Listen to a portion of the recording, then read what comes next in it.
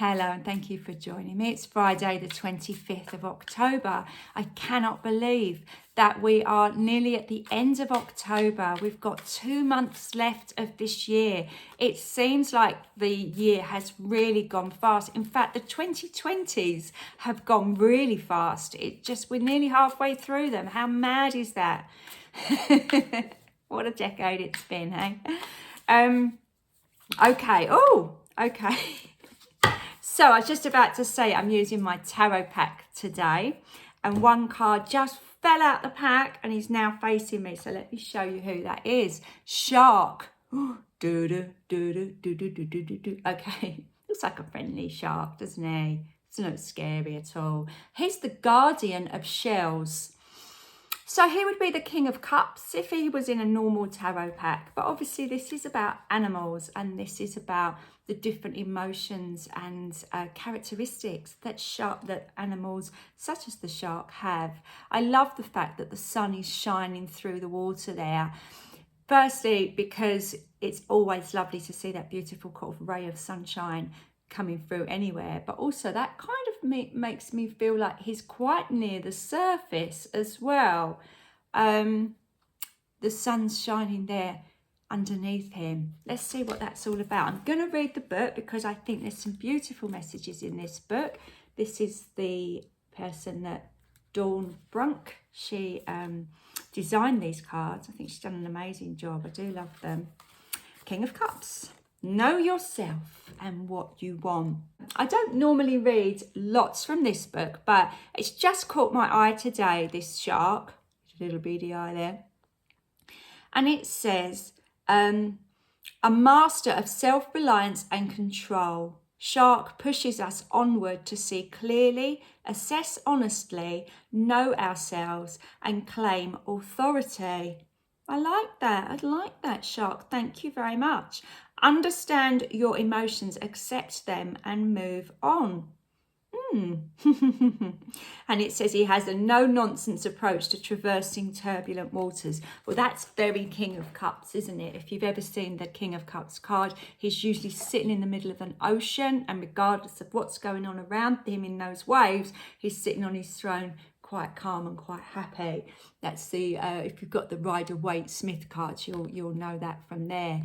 So I do feel this shark is coming in. The guardians in these cards are, the top of the food chain, if you like.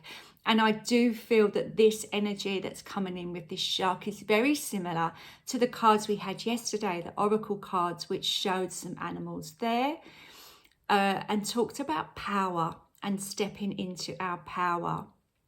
It's very interesting what the book said about understanding your emotions, because if you understand why you're angry, or understand why you're jealous, or understand why you're guilty and examine that, it can often be a road to healing, rather than reacting to the emotions, being angry, so shouting at someone, being guilty, so stop doing whatever you're doing, and going into a bit of a mental health spiral because you can't cope with the guilt. There's lots of times our emotions are actually in control of us and what we're doing, and we're acting in a way that we don't want to act. Now, obviously, a shark is a scary thing. We don't always want to be anywhere near a shark, maybe, especially if we're swimming as well. But most of the time he's just going about his business, isn't he? Doing stuff, swimming around. Obviously he's got to eat, and he does eat what comes in his path, but it is that idea of just effortlessly moving through and doing what you need to do to get on. People often would associate sharks with being emotionless because, when you're watching a nature program, we're always rooting for the little fish or turtle or whatever it is that's being chased by the shark, don't we? They're so horrible, but they're not. They're just working on their instincts. That's just what they're doing. And when we're not being ruled by our emotions, we can actually tune into them and work out, okay, why am I feeling like that? All right, so let's work in a different way so that I don't feel like that. And we can actually really become quite powerful in our ways Now I'm going to come back to this book because I'm just absolutely loving this today. And it says, Shark champions learning and encourages us to investigate everything about ourselves, a sometimes solitary but profound and powerful path to emotional maturity and deepened connection with spirit. It's that idea of knowing yourself, isn't it? It's lovely, and it can be a real awakening when we step into that power and allow ourselves to dig a little deeper and find out what's really going on with our emotions, because it can often lead us back to a place of pain or of fear or of hurt that needs healing. And once we've done that, that emotion is no longer in control and we bring our power back. So I really do feel that this Scorpio season is very much about us expanding our mind and knowledge of ourselves and stepping into a real deep understanding and power, so that we can move forward with a lot more determination than maybe we've done before. It seems very, very exciting. So let's pick. Okay, there was too many that fell out there. And I didn't see what they were, so I didn't choose to put them back. If they're meant to be, they'll come out again. Let's see who we've got. Okay. Oh, well, this is lovely. Spider spirit. Make your dreams real. That's lovely, isn't it? And it's funny that it's talking about dreams and we were talking about emotions. How many times have you dreamt a future for yourself and just been caught up in that special, like, oh, that would be lovely, wouldn't it? And then your emotions kick in. And like I say, the insecurity, the fear, the guilt, the judgment of yourself, they all kick in and the dream just goes and falls completely flat. The spider is telling us that, if we can harness the message and the energy that the shark is telling us, then this is the next step, weaving and making something amazing for ourselves. And that might be an amazing home, as this spider is doing here. It might be an amazing business. It might be a relationship.